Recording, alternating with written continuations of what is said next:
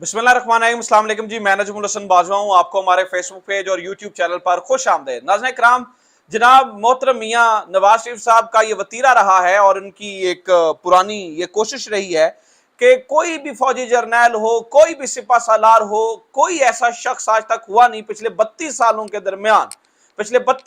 दरमियान सवाए कियानी साहब के हर सिपा सलार को इन्होंने लगाया और हर सिपा सलार से इन्होंने पंजा आजमाई की। लिहाजा अपनी वो रवायत पे कायम रहते हुए, अपनी तारीख पे कायम रहते हुए नाज़रीन इकराम एक बार फिर ये पंजा आजमाई करने के मूड में है। शदीद इख्तलाफात, एक मामले पर शदीद इख्तलाफात हुए हैं।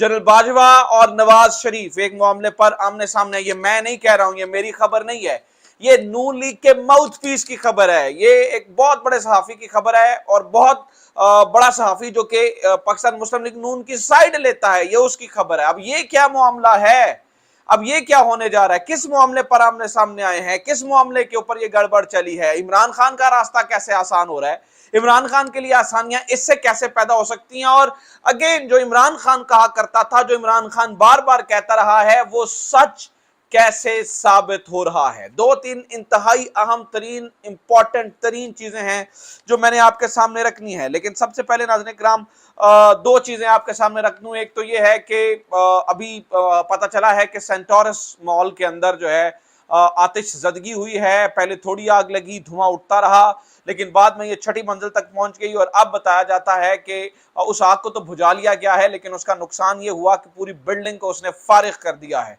यकीनी तौर पर अफसोसनाक वाकया है। इस मामले पर जितने भी लोगों का माली तौर पर नुकसान हुआ, उन तमाम लोगों के लिए हमारी दुआ है कि अल्लाह ताला अपने गैब के खजाने से उनके लिए बेहतर रोजगार के मौके पैदा करे। और अभी किसी के जख्मी या जाम बहक होने की इत्तला अभी फिल वक्त जब मैं ये वीडियो रिकॉर्ड कर रहा हूँ तो नहीं पहुंची है। अल्लाह ताला उनके लिए भी बेहतरियां अता फरमाए, उनके लिए भी बेहतरियां करे, ताकि कोई भी शख्स जो है ना वो इसमें किसी किस्म का कोई नुकसान उठा ना सके।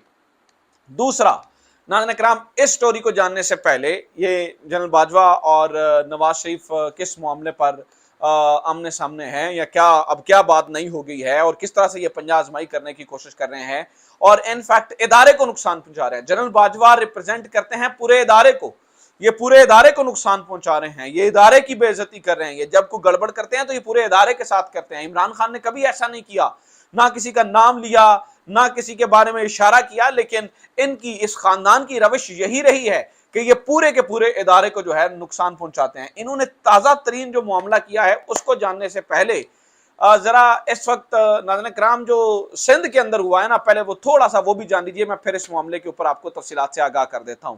सिंध के अंदर क्या हुआ है नाज़रीन किराम, आज गवर्नर सिंध कामरान टैसूरी साहब को लगाया गया है। कामरान टैसूरी साहब से पहले एक खातून जिनका जो है ना वो बड़ा चर्चा रहा, जो कि इंडिया में भी खत लिखती रही, उनको नसरीन जरीन साहिबा, उनको जो है ना वो गवर्नर बनाना था, लेकिन एन मौके के ऊपर आकर कामरान टैसूरी साहब को गवर्नर सिंध बना दिया गया है। ये जरा उस मामले से आने से पहले जरा ये मामला समझ लीजिए, बड़ा दिलचस्प रहेगा आपके लिए। और कामरान टैसूरी साहब के गवर्नर बनने के साथ ही तमाम हेडलाइंस पे तमाम जगहों पर कामरान टैसूरी और कामरान टैसूरी जो है उनका जिक्र हो रहा है। अब ये क्या मामला है कामरान टैसूरी से इतना, और खास तौर पर ये कहा जा रहा है कि मतलब ये भी मतलब बहुत सारे लोगों ने ये भी लिखा कि क्या मतलब जैसे कि मुबशर सिद्दीकी साहब ने लिखा है कि क्या आप जो है ना, मुबशर जैदी साहब ने लिखा है कि क्या वाकई आप न्यूट्रल हैं जो इस तरह के शख्स को जो है वो गवर्नर सिंध लगाया गया। अब कामरान टैसूरी है कौन, इनके गवर्नर लगने से इतना हवा क्यों क्रिएट हो गया है और इतना बड़ा हवा क्यों बन गया है, ये बड़ी मजेदार बात है, मैं आपके साथ शेयर करता हूं। सुने जनाब, मुत्तहिदा कौमी में पाकिस्तान में वापस शमूलियत अख्तियार करने वाले रहनुमा कामरान टैसूरी को गवर्नर सिंध बना दिया गया है। अब ये कामरान टैसूरी साहब कौन है, ये 5 मई 1974 को कराची में पैदा हुए और इनका ताल्लुक पाकिस्तान की मारूफ बिजनेसमैन फैमिली से है, यानी कि ये सोने के ताजर हैं, सोने का काम करते हैं और सोने के बड़े ताजरों में फिर इनका कंस्ट्रक्शन का भी काम है। फिर जनाब, मुत्तहिदा कौमी मूवमेंट के डिप्टी कन्वीनर कामरान टैसूरी 12 साल से सियासत से मुंसलिक हैं। इससे कबल वो कराची में सोने के मारूफ ताजर की हैसियत से जाने जाते थे। कामरान टैसूरी मुशर्रफ दौर में सियासत में दाखिल हुए और उस वक्त के वज़ीर आला अरबाब गुलाम रहीम से कुर्बत हासिल करने की वजह से वो कई सियासी इख्तलाफात का बायस भी बने। और बताया जाता है कि इन्हें वहां पर कुछ जमीन वगैरह भी दी गई थी। अरबाब गुलाम रहीम ने इन्हें 2 जगहों पर जमीन दी थी जो ये खा पी गए, डकार गए। कामरान टैसूरी इब्तिदा में मुस्लिम लीग फंक्शनल में शमूलियत इख्तियार की उन्होंने, लेकिन बाद में पार्टी में इख्तलाफात की वजह से वो इससे मुंसलिक ना रह सके। फिर कामरान टैसूरी, अब जो मजेदार चीज आ रही है मैं वो बता रहा हूँ, कामरान टैसूरी MKM में शमूलियत इख्तियार करने की कोशिश उन्होंने जारी रखी। 2017 में डॉक्टर फारूक सत्तार को मुत्तहिदा कौमी मूवमेंट पाकिस्तान की सरबराही मिली तो उन्होंने कामरान टैसूरी को पार्टी में शदीद इख्तलाफात के बावजूद अहमियत दी। यानी कि कहा जा रहा था कि कामरान टैसूरी को जो है ना पार्टी के अंदर नहीं लेना है। जब ये कन्वीनर बने फारूक सत्तार साहब तो 2017 में वो उन्होंने इनको शामिल किया, ठीक है, और सूबाई असेंबली का टिकट भी दिया, लेकिन उन्हें कामयाब नहीं मिली। फिर उन्हें बाद में जो है डिप्टी कन्वीनर बना दिया गया और बाद में उन्हें सेनेट का टिकट भी दिया गया, देने के लिए भी सिफारिश की गई। इस मामले पर पार्टी की सीनियर क़यादत की जानिब से शदीद इख्तलाफात किए गए और उन्होंने इससे अलहदगी, डॉक्टर फारूक सत्तार ने पार्टी से अलहदगी करने की जो वजह थी वो कामरान टैसूरी साहब थे। वो कहा जाता था ये ATM है आपकी, जो कामरान टैसूरी को आपने रखा हुआ है और इनके ताल्लुकात तो कहीं और हैं, आप इन्हें हम पर क्यों मुसल्लत कर रहे हैं। फिर जनाबे वाला 2022 अगस्त सितंबर में जब डॉक्टर फारूक सत्तार की MKM पाकिस्तान में वापस शमूलियत का मामला चलने लगा, ऐसे में पार्टी फारूक सत्तार तो वापस ना आ सके, लेकिन कामरान टैसूरी की वापसी हो गई। कामरान टैसूरी को शामिल कर लिया गया, फारूक सत्तार को शामिल नहीं किया गया। जिस वजह से फारूक सत्तार अलग हुए थे, कामरान टैसूरी को की वजह से उनको जो है वो शामिल कर लिया गया। इस फैसले के बाद फिर MKM पाकिस्तान में इख्तलाफात एक बार फिर खुलकर सामने आ गए। गुज़श्ता माह सितंबर में कामरान टैसूरी को डिप्टी कन्वीनर के ओहदे पर बहाल करने के साथ साथ मजीद दो डिप्टी कन्वीनर्स अब्दुल वसीम और ख्वाजा इजहारुल हसन का भी इजाफा किया गया। फिर राब्ता कमेटी के अरकान की मुतालिका तायद से कन्वीनर डॉक्टर खालिद मकबूल सिद्दीकी ने इन फैसलों की तौसीह की और इस तरह कामरान टैसूरी को जो है ना वो कामरानियों का सफर जारी रहा और अब वो सदर की मंजूरी से गवर्नर सिंध तैनात हो चुके हैं। यानी कि अब उन्हें गवर्नर सिंध लगा दिया गया है, जिसकी वजह से फारूक सत्तार को निकाला और बताया जाता है कि इनके पेचे वहां पर जो है ना वो बड़े चलते हैं। अब आ जाए जरा जनरल बाजवा और नवाज शरीफ के दरमियान इख्तलाफात की वजह। जनाब वाला एजाज सैयद साहब ने, एजाज सैयद जो कि इस वक्त बड़े तर्जुमान बने फिरते हैं, ठीक है, वैसे तो वो किसी जमाने में एंटी स्टैब्लिशमेंट हुआ करते थे लेकिन ये किस तरह के एंटी स्टैब्लिशमेंट है ये अब तक उनकी हकीकत जो है वो सामने आ चुकी है।